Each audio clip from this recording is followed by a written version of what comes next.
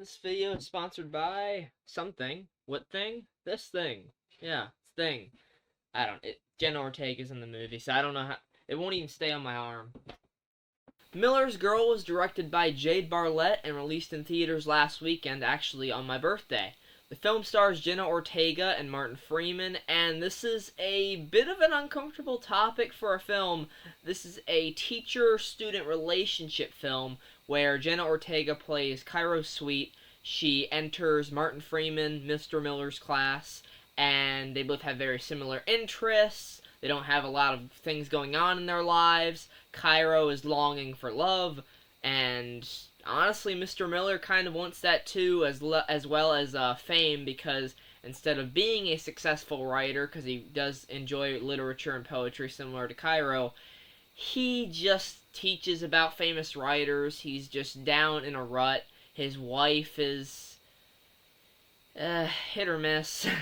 And, yeah, he just doesn't have a lot going on. And these two come together to kind of have a bit of a dance of seduction where one or the other one is always kind of shooting each other looks, and you don't know how far the movie's going to go with it, so let me tell you. So, I'll try and keep this one kind of short. It's not very much to be talked about here. So let's get into it. So, the thing that I was expecting out of this movie, okay, was obviously, first off, I want to say Jenna Ortega and Martin Freeman do great. They do their thing. They're great actors, and Jenna's a great actress. And they play this very well, this kind of will they, won't they, forbidden connection type thing. And I was thinking that this was going to be more along the lines of like a drama, but this is like a thriller comedy, which the comedy aspects of it, some of it felt, natural. I mean, there's some flirting, obviously, between this other character, Cairo's friend, and Mr. Miller's friend, the coach at the school. There's some flirting back and forth a little bit between them, which was funny enough. The guy that plays the coach, I forget what his name is, but he was in Top Gun Maverick, and he was good in that, so I was happy to see him here. And the girl that actually plays the friend of Cairo, I've seen her in last year's Sick, that film, the pandemic film, which was alright. She was fine in that. So here we have a little bit of comedy sprinkled in on this very serious story. And I don't think it serves it very well. I think if they're going to do this kind of story, they need to go hard with the drama, hard with the thriller aspect. And they do that for the most part, but some of the comedy that they put in kind of felt, not in poor taste, but it just felt unnecessary, Of course, you have scenes that are built up to be very uncomfortable between Mr. Miller and Cairo, but this movie doesn't really go the full mile with its concept. It kind of plays it safe. I'm not going into this film expecting like a full-on, nude scenes. I'm not expecting any of that. There is nothing of that in this movie. Everything is, they have clothes on. Jenna Ortega, I think they wear bras in one scene to entice this other teacher. That's it. I'm not going to do a spoiler section for this. This is not going to have a spoiler section. I'm very indecisive about this, but this movie is very straightforward, okay?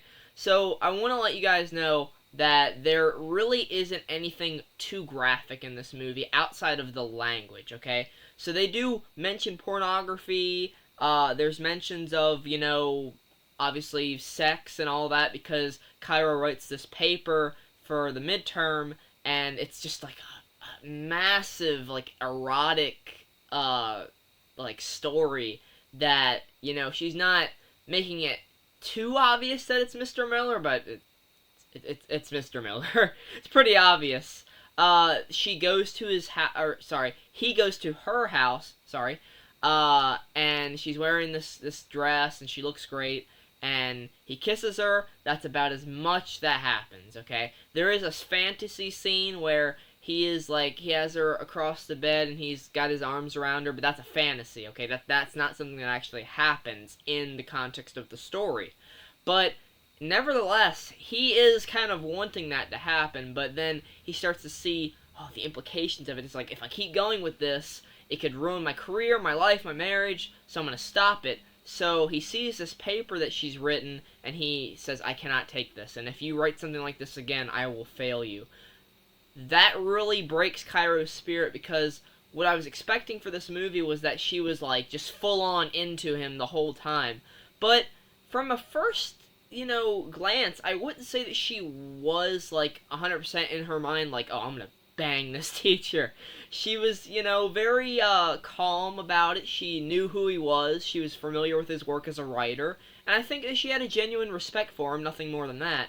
But her friend kind of gets it in her head that, hey, you could take advantage of this teacher, because I feel like he has a certain favoritism of you, and that's blatantly obvious further on down the film.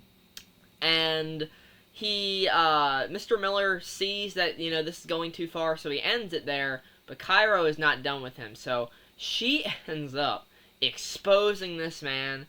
The principal calls him into the office. He's like, oh, you're acting like I can't do anything to, get out of this. And they're like, you can't. It's like, yep, he's done. It's not overly clarified whether or not he did lose his job or not, but pretty obvious. Because Cairo is telling the vice principal all these things, what they did, how he came to her house, all of this stuff. And then Miller is sticking to his story, where it's like, oh, yeah, we were just conveniently smoking in this place. That's how we started sharing cigarettes, when in reality he literally openly hands, her cigarette, lighter, all that stuff.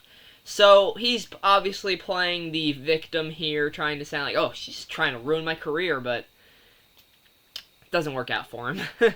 So we get that, and his marriage also falls apart. It's hinted at the end that the wife is obviously going to divorce him because she does find out. Good for her, honestly, because Martin Freeman does a good job of not being like, I wouldn't say Mr. Miller is like a creepy guy. He's not like that, but he is very sensual, and he's very, I would say he wants some, okay? He's constantly trying to bang his wife in this movie, and then she gets a phone call, or they have people over their house, so he's like, damn. And then the only affection that he's getting outside of that is Cairo's advances onto him, so that's how he gets stuck in that kind of situation. But the film just doesn't really take very much time to get into the dramatic weight of that kind of decision, where he's like, no, not going to continue this, but in his mind, he's kind of like, damn, my life sucks outside of this, so I really wish I could, but I can't. And I gotta be honest, guys, the movie is pretty boring. A lot of it is just them talking about poetry. I mean, there's tons and tons and tons of scenes where it's narration by either Martin Freeman or Jenna Ortega. They're reading poetry. Some of it's erotic, some of it's just talking about their emotions, their feelings. Sorry. And it just got boring. I mean, I understand, I know what they're doing. They both love poetry, they both love literature. That's what drives them to connect in the first place. He even invites her to this poetry reading, I believe it was, and it's just like so awkward because it's not like a teacher-student type activity, and it don't look like they're a teacher and student. They look like they're dating.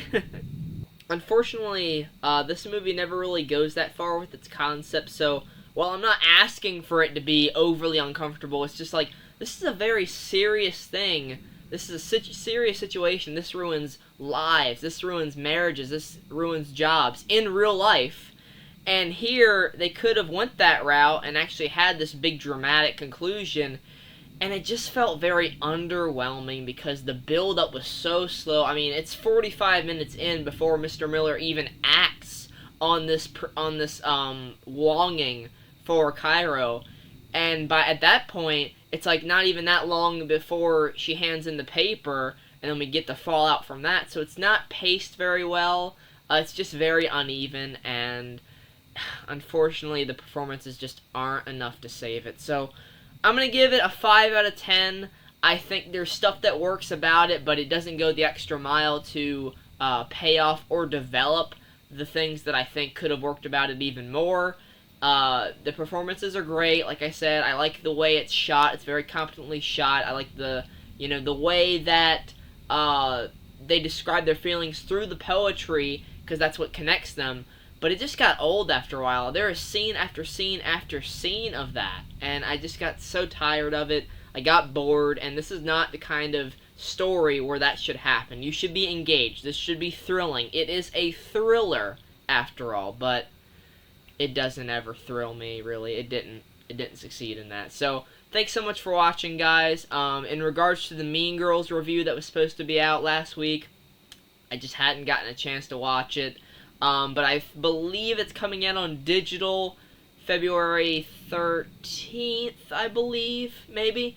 So I'm actually going to do just a full-on reaction to that, so that should be pretty fun. So stay tuned for that. Let me know what you thought of Miller's Girl down in the comments below, and I'll see you guys in the next time. In the next time? I'll see you guys next time. Take care, and goodbye.